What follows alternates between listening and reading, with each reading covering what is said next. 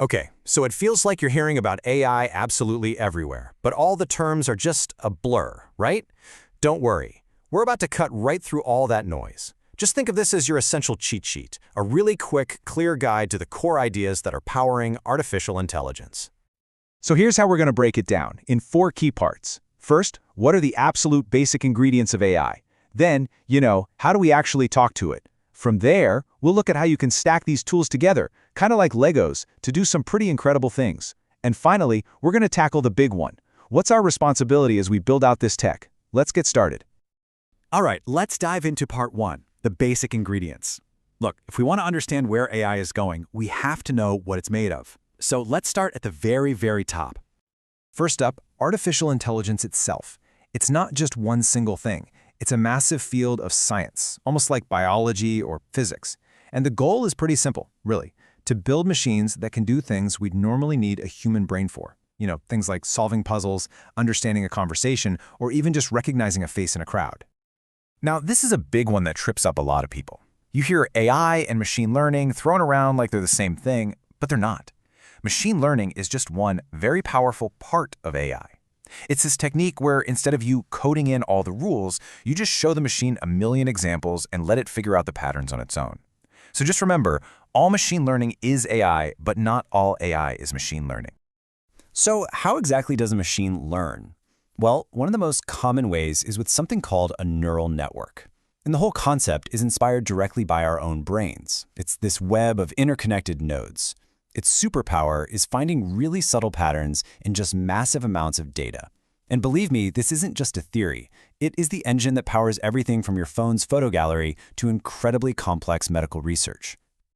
Okay, so we've got the basic building blocks down. But how do we actually get them to do what we want? Well, that brings us right to part 2, talking to the machine. So we have these unbelievably powerful tools, but they don't do anything on their own. Their usefulness really comes down to just one thing. How well can we give them directions? So what does that conversation actually look like? The instruction we give to an AI is called a prompt. Think of it as the modern version of a search query, but wow, so much more powerful. It's like your steering wheel. It can be a direct command, a question, or even just the start of a sentence that you want the AI to finish for you.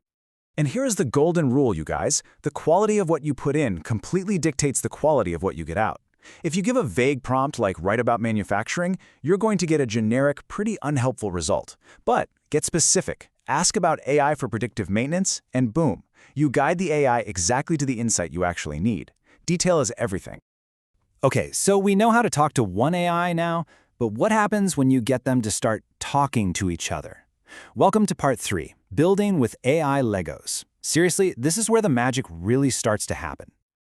I want you to think of it like an assembly line. You've got one AI model that's a specialist at writing text. You've got another one that's a master at creating images. A multi-model workflow is just a system that brings these specialists together, getting them to collaborate on a task that's way too complex for any single one of them to handle on its own. So for example, let's say you want to create a short video. You could use one AI to write the script, then pass that script to another AI to generate the visuals, and then finally hand that all over to a third AI to create a realistic voiceover. See? Each model does its own special part. And the same thing works for data analysis. You can combine AIs that can read text, write code, and then build charts from the results. So how do you actually connect all these different models? Well, the technique is called prompt chaining, and it's actually beautifully simple. You just take the output from the first AI and use it as the input, as the prompt for the next one down the line. Just look at how this works. Model A, our text specialist, creates a summary of an article.